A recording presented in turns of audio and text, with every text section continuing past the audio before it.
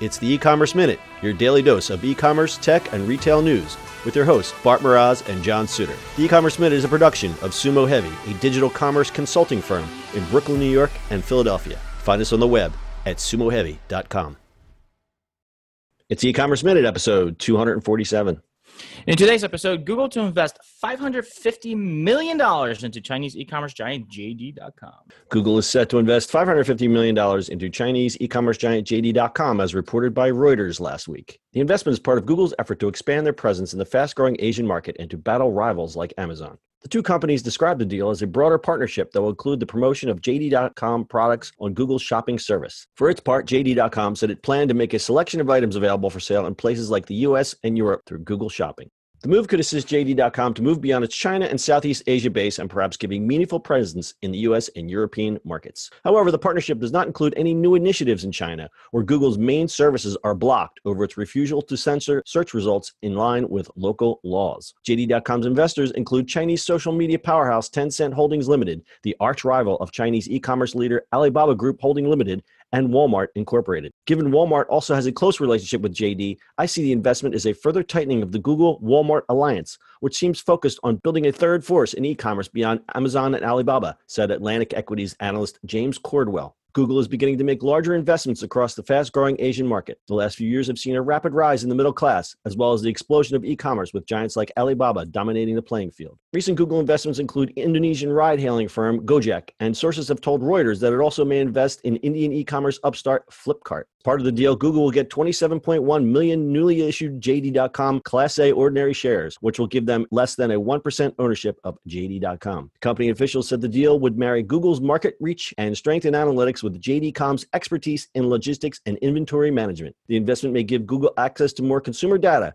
which can be used to boost usage of Google Shopping, said Morningstar analyst Ali Morgarbi. Wow, that's fun. I think there's a lot at play here. I just think it's like Google is looking at it as like, hey, let's become another big player and copy everybody. That's kind of what I was going to say. It's right.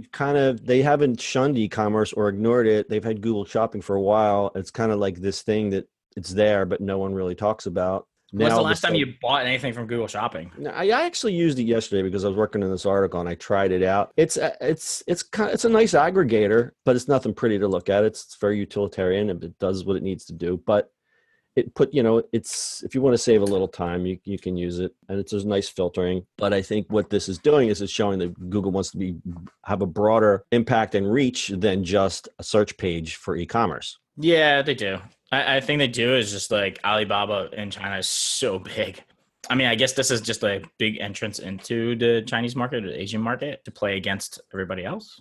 So what I've read is that the Whole Foods acquisition by Amazon was kind of a wake-up call to everybody in e-commerce, including Google, because now all of a sudden it's like Amazon is like taking over these giant spaces and Google's kind of sitting on the sidelines.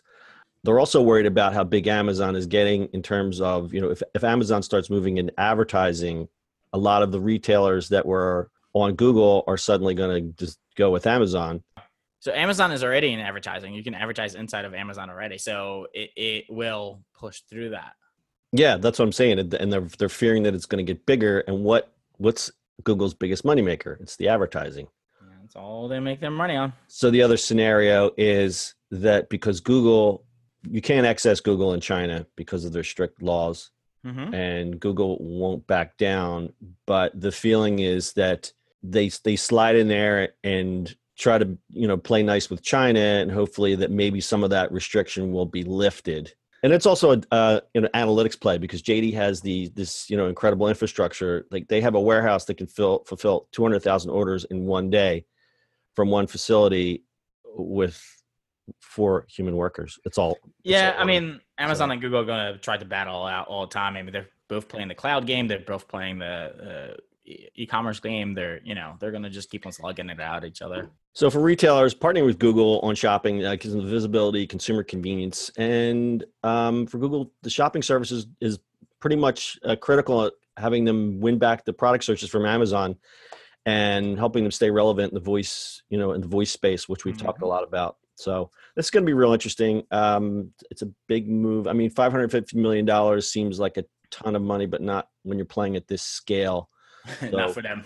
Yeah, I mean, they didn't even, $550 million got them less than 1% of a share of JD. So, but yeah, it's a foot in the door, and we'll see if that door opens up, and we'll see what happens with Google.